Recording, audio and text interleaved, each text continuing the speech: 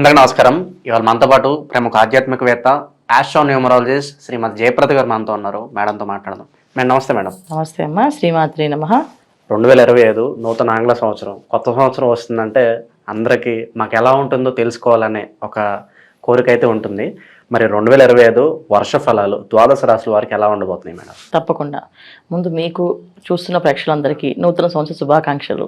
So అందరికీ బాగుండాలి, బాగుంటుంది అనుకుంటూ ముందుకు వెళ్ళాలి తప్ప మనం ఎలా ఉంటుంది అంటే ఇందులో ఏది ఉన్నదో అదే చెప్పాలి, ఉన్నదే చెప్పాలి తప్ప లేనిది చెప్పలేము. No sugar coating, nothing. అంతే, ఉండకూడదు. ఎందుకంటే అది తెలిస్తే కదా. ఇప్పుడు మన జ్యోతిష్యం అనేది ఏంటి, ఒక వెలుగు అంటే ఏంటి, మనం వెళ్ళే గమ్యంలో ఏవేవి ఉన్నాయి అనేది చెప్తూ జాగ్రత్తగా వెళ్ళాలంటే, ఒక హైవే మీద మనం డ్రైవ్ చేస్తూ ఉంటే కార్ని, సో అక్కడ మలుపు వస్తుంది, జాగ్రత్తగా ఉండండి, ఇక్కడ హారన్ ఇవ్వండి అని చెప్తూ ఆ సిగ్నల్స్ మనకు పెడుతుంటారు వాళ్ళు.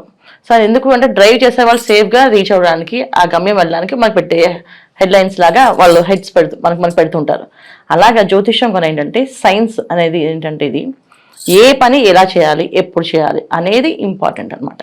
సో ఈ సంవత్సరంలో తెలుసుకోవాలనుకునే అందరూ ఏంటంటే సంవత్సర వర్ష ఫలితాలు అన్నది ఏంటంటే ఉగాది నుంచి తెలుసుకునేవాళ్ళం. సో ఉగాది నుంచి ఎందుకు తెలుసుకున్నాం అంటే చెప్పే పంచాంగ శ్రవణం ఎవరైతే చెప్తున్నారో వాళ్ళు ఒక దేవాలయంలో కూర్చొని ఒక మంత్రశక్తితో జపము చేసుకొని వాళ్ళ ఆ నోటితో చెప్తూ ఉంటే ఎవరికైనా ఫలితాలు మంచిగా వచ్చేస్తుండేవి. సో ఇవాళ మనం ఛానల్స్లో చెప్పుకుంటున్నాం కనుక, సో అది ఆంగ్ల సంవత్సరంతో చెప్పుకుంటున్నాం, వాళ్ళు ఉగాది మన ఫలితాలు చెప్పుకుంటాం. కానీ ఇక్కడ ఏంటి, జనవరి రాగానే అందరికి ఆలోచన వచ్చేస్తుంది, ఖచ్చితంగా ఆ ఫలితాలు ఎలా ఉంటాయో తెలుసుకుందాం అనుకుంటారు. ఎప్పుడైతే ఈ ఫలితాలు తెలుసుకుందాం అనుకుంటున్నారో వీళ్ళందరికీ ఏంటంటే కొన్ని విషయాల్లో బాగుంటుంది, కొన్ని రాసుల వాళ్ళకి, కొన్ని రాసులకి కొన్ని ఇబ్బందులు ఉన్నాయి. అయితే ఈ ఇబ్బందులు ఉన్న వాళ్ళు జాగ్రత్త పడ్డము, పరిహారం చేసుకోవడం, బాగున్న వాళ్ళు బాగుంది కానీ దూసుకుని వెళ్లకుండా జాగ్రత్తగా వెళ్ళడం, ఇవి చేసుకుంటూ వెళ్తే అన్ని అనుకూలంగా ఉంటుంది. అయితే ఏ రాశుల వాళ్ళకి బాగుంది, ఏ రాశుల వాళ్ళు బాగాలేదని మనం చెప్పుకుందాం. మేడం 2025లో ఓవరాల్ గా మిథున రాశి వారికి ఎలాంటి ఫలితాలు ఉండబోతున్నాయి, గ్రహస్థితి ఎలా ఉంది, ఎలాంటి రెమెడీస్ చేసుకుంటే బాగుంటుంది అంటారు? తప్పకుండా మిథున రాశి వాళ్ళకి ఈ సంవత్సరం బాగుంది, బాగుండాలి అనుకుంటూ ముందుకు వెళ్ళాలి. ఎందుకంటే మిథున రాశి వాళ్ళకి గ్రహస్థితి అంత అనుకూలంగా అయితే అనిపించట్లేదు. ఉండే ఇబ్బందులు, వాళ్ళకుండే ఆలోచన విధానం అన్నిటికీ కూడా ప్రతిదీ మార్పే. అంటే మేము ఇలా ఉండేవాళ్ళం కాదు, మేము ఇలా చేసేవాళ్ళం కాదు, కానీ మాకు ఎందుకు ఇలా అవుతుంది అనే సొంత ఆలోచన వాళ్ళకి మైండ్లోంచి వస్తుంది అనమాట. చాలామంది ఏంటంటే వాళ్ళ పని వాళ్ళు చేసుకుంటూ వెళ్ళిపోయే వాళ్ళు అంతా ఈ రాశి వాళ్ళు.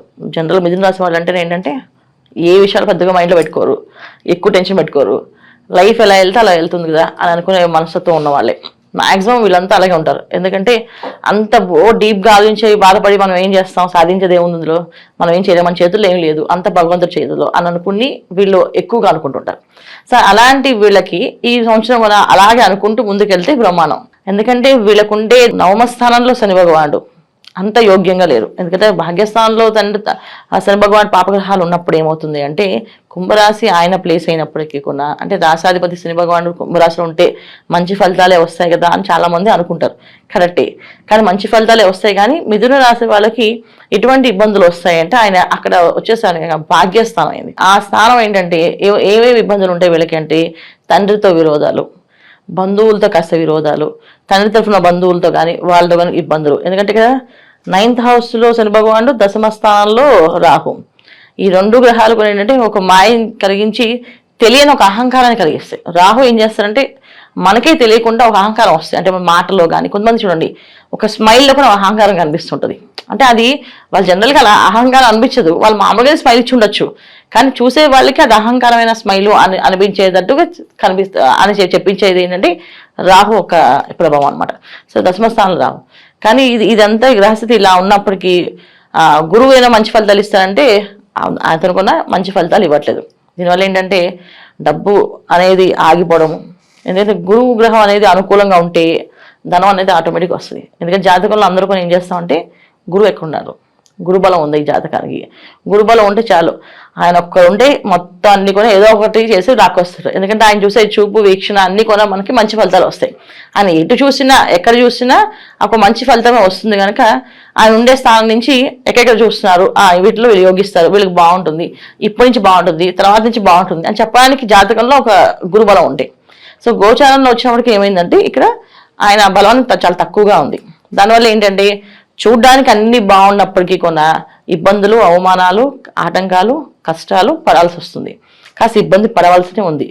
అయితే ఏంటంటే ఏదైనా మార్పు వస్తుంది అని అనుకుంటే మార్పు అనేది కాస్త మే తర్వాత కాస్తంత గురువు మిథున రాశిలోకి వెళ్ళడం, సో దాంట్లో వెళ్ళడం తర్వాత పోనీ ఆ తర్వాత మార్పు వస్తుంది అంటే ఇక్కడ ఏమైంది, మళ్ళీ నువ్వు గురువు మిథున రాశిలోకి వెళ్ళినప్పటికీ కొన్నా మళ్ళీ శని రాహులు ఇద్దరు ప్లేసులు మారుతున్నారు అంతే.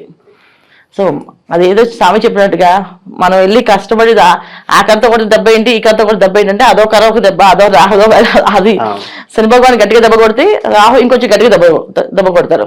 సో దెబ్బల మీద దెబ్బలు పడే అవకాశం ఎక్కువగా ఈ శని రాహుల వల్ల కలిసే ఇబ్బంది ఉంది. సో తీసుకోవాల్సిన జాగ్రత్తలు, నియమాలు ఏంటంటే మన చేతుల్లో చక్కగా ఏం చేయాలంటే క్రమశిక్షణతో మనం ఉంటే మన ఏమి చేయరు. అంటే కష్టాలు ఉన్నాయి వచ్చేస్తాయంటే ఏం కాదు. శని భగవాన్ ఎప్పుడు కొన్నా క్రమశిక్షణకి అధిపతి. అంటే వాళ్ళు డిసిప్లిన్లో ఉంటే ఆయన డిసిప్లిన్ పెట్టడు, మనం డిసిప్లిన్ తప్పితే ఆయన డిసిప్లిన్ పెట్టడానికి ట్రై చేస్తాడు. సో దానికి చేయాల్సిన పరిహారం ఏంటి, వీళ్ళు మిథున రాశి వాళ్ళు చక్కగా సూర్యోదయం పూర్వం నిద్ర లేవడం, సూర్య భగవాన్కి నమస్కారం చేయడము, పొద్దున్నే ఏ పని చేయాలన్నా ఎర్లీ అవర్స్లో లేచి అప్పుడు ఆలోచించి పనులు చేయడము, ఏ పనైనా ఏదైనా అవసరం అయితే వాళ్ళ చేతితో వాళ్ళు చేసుకోవాలి. అంటే ఇప్పుడు చాలా మంది ఏంటంటే ఇంట్లో పిల్లవాడు ఏం కష్టపడతారు అని చెప్పి తల్లిదండ్రులు కాఫీలు ఇవ్వడం, మంచినీళ్ళు ఇవ్వడం, అందరూ భోజనం వడ్డించడం, అలా కాకుండా వీళ్ళు వెళ్ళి తెచ్చుకోవడం, మంచినీళ్ళు తెచ్చుకోవడం, చిన్న చిన్న సింపుల్ పనులే, ఇంట్లో చిన్న చిన్న పనులే, కాస్త మార్నింగ్ లేచి ఇల్లంతా శుభ్రం చేసిన ఇవన్నీ కొన్ని ఏంటంటే శని భగవాన్ ఒక అనుగ్రహం పొందుతాం. అంటే ఇంట్లో పని చేస్తా అవుతుందా అంటే ఖచ్చితంగా. ఇప్పుడు చాలా మంది మన ఇంట్లో పనిచేసే సర్వెంట్స్ వాళ్ళు ఏ ఫలితాలు చూసుకోరు కదా. ఎందుకు చూసుకోరు? వాళ్ళు ఎర్లీ అవర్స్ లేచి ఇళ్ళకి వచ్చి పనులు చేస్తారు, మొత్తం ఆ ఇల్లు శుభ్రం చేయడం, ఆ ఇంట్లో ఉన్న పనులన్నీ నీట్గా చేయడం, టాయిలెట్స్ నీట్గా క్లీన్ చేయడం, ఇవన్నీ చేసి వెళ్తుంటారు. సో అందుకే వాళ్ళకి కష్టం అనేది రాదు. వాళ్ళకి ఒకరు వచ్చినా వాళ్ళందరూ ఒకటిగా ఉండి వాళ్ళు వాటాలు వేసుకుని ఆ డబ్బు ఇచ్చుకుని వాళ్ళు ఆ కష్టం తీర్చుకుంటారు, మళ్ళీ ఆ డబ్బు మళ్ళీ అందరూ పంచుకుంటారు. ఇది వాళ్ళకు ఉండే పద్ధతి. ఎందుకు వాళ్ళకి ఆ కష్టాలు రా, వాళ్ళకి రాశిఫలాలు వాళ్ళకి అక్కలేదు గ్రహస్థితి అంటే అసలు వాళ్ళకి ఏమీ తెలియదు. ఎందుకు అంటే వాళ్ళు శుభ్రం చేస్తూనే ఉంటారు పొద్దున్న లేచి. సో ఆ శుభ్రం చేయడం వల్లే వాళ్ళకి అన్ని అనుకూలంగా జరుగుతున్నాయి. సో అలాగా శని భగవాన్ ఒక అనుగ్రహం కావాలంటే పొద్దున్నే వాకింగ్ చేసిన, జాగింగ్ చేసిన, లేదు స్నానం చేసి గుడికి వెళ్ళి 100 ప్రదక్షిణాలు చేసిన మంచి ఫలితాలు వస్తాయి. చాలా మంది వీసా కావాలన్నా ఆ దేవుడి దగ్గర 100 ప్రదక్షిణాలు చేయమని 100 ప్రదక్షిణాలు చేస్తే దేవుడికి ఏమొస్తుంది? ఇది రాదు కదా మనకే. ఎందుకంటే మన కర్మ అక్కడ పరిపక్వత అవుతుంది ఆ ప్రదక్షిణ చేయడం వల్ల. సో ఆలోచనలు 50 ప్రదక్షిణాలు చేసినా దేవుడి మీద గుర్తురారు, 70 చేసినప్పుడు కొంచెం గుర్తు వస్తాడు, 90 చేసినప్పుడు దేవుడా ఇంకెప్పుడవుతా చేస్తుంటాం. లాస్ట్ 10 ప్రదక్షిణాలు అప్పుడు దేవుడు మన మనసులోంచి ఒక ఉత్సాహం, ఆనందం అయిపోతుంది ప్రదక్షిణాలు అని చెప్పేసి. అందుకే 108 చేయమని చెప్పేవాళ్ళు. ఇప్పుడు అందరూ 11, 5, 3 చేస్తున్నారు, కానీ 108 ప్రదక్షిణాలు దేవుడికి ఎప్పుడు చేసేది. ఇలా చేసుకుంటూ వెళ్తే శని భగవాన్ ఒక అనుగ్రహం మన మీద పొందుతుంది. సో మిథున రాశి వాళ్ళు ఏంటంటే ఈ సంవత్సరం తీర్థయాత్రకు వెళ్ళినా, క్షేత్రానికి వెళ్ళినా, ఎక్కడికి వెళ్ళినా వాళ్ళంతటి వాళ్ళు చేసుకుంటూ ప్రదక్షిణాలు చేసుకోవడం, దర్శనం చేసుకోవడం చేస్తే మంచిది. విఐపీలు, బ్రేక్ దర్శనాలు అలాంటివి కాకుండా కష్టపడి ఏడుకొండలు ఎక్కచ్చు, కష్టపడి అరుణాచలం గిరి ప్రదక్షిణ చేయొచ్చు. ఇలా చేసుకుంటూ వెళ్తే మంచి ఫలితాలే, సత్ఫలితాలే వస్తున్నాయి మిథున రాశి వాళ్ళకి. సో ఎందుకు ఇంత విధంగా చెప్తున్నానంటే ఆరోగ్య విషయంలోని ఇబ్బందులు ఉన్నాయి, ఆర్థిక విషయంలోని ఇబ్బందులు ఉన్నాయి, వివాహ ప్రయత్నాలు చేసే వాళ్ళకి ఇబ్బంది ఉంది, లేదు ఉద్యోగ ప్రయత్నాలు చేసే వాళ్ళకి కాస్త ఆటంకాలు ఉన్నాయి, ప్రమోషన్ వస్తాయి అనుకున్న వాళ్ళకి వీళ్ళని వదిలేసి పక్క కింద వాళ్ళకి ఎవరు పిలిచి వాళ్ళు ప్రమోషన్ ఇస్తారు, అది ఇంకా బాధాకరమైంది. కాస్తంత అవమానాలు, సో కాస్త ఇబ్బందులు, ఇవన్నీ కనిపిస్తున్నాయి. కనుక ఎవరికి బాగుంది అని చెప్పుకోవాలి, ఎవరికి కావాలి, ఎవరికి బాగుండాలని ఉంటే వాళ్ళు హ్యాపీగా భగవంతుడి నామస్మరణ చేస్తూ ఏ క్షేత్రానికి వెళ్ళి ఆయన మాకు ఇది కావాలి స్వామిని కోరుకుంటే ఆయన తీరుస్తాడు. ఈ సంవత్సరం అంతా వీళ్ళు చేయాల్సింది ఏంటంటే ప్రదక్షిణాలు, భగవంతుడి జ్ఞానం. ఏదన్నా దానాలు చేయాలనుకుంటే అలాంటి వస్తువులు చేస్తే బాగుంటుంది మేడం.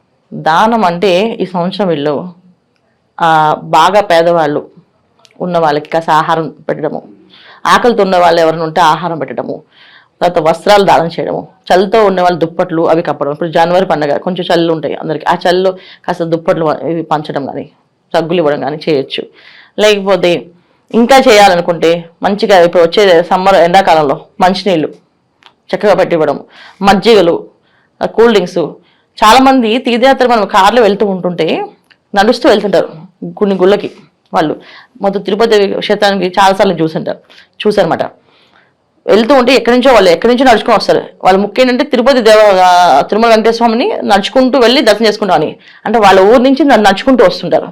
అలా ఎవరైనా మనకి తీర్థయాత్రికులు కనిపిస్తే అక్కడ కారపి వాళ్ళ చల్లని పదార్థాలు అంటే మంచినీళ్ళు, కూల్ డ్రింక్స్ అలాంటివి ఇస్తే కూడా మనకు పుణ్యం వస్తుంది. సో ఎప్పుడైనా కార్లో వెళ్తున్నాం, ఎక్కడైనా తీర్థయాత్రలకు వెళ్తున్నాం అంటే కార్లో కాస్త కూల్ డ్రింక్స్ లాంటివి, మంచినీళ్ళు లాంటివి పెట్టుకొని దారి పొడుగునా ఎవరైనా కనిపిస్తే పాపం అలసిపోయి వాళ్ళు నడుస్తున్న వాళ్ళకి ఇలా ఇస్తే కూడా మంచి ఫలితాలు ఉంటాయి.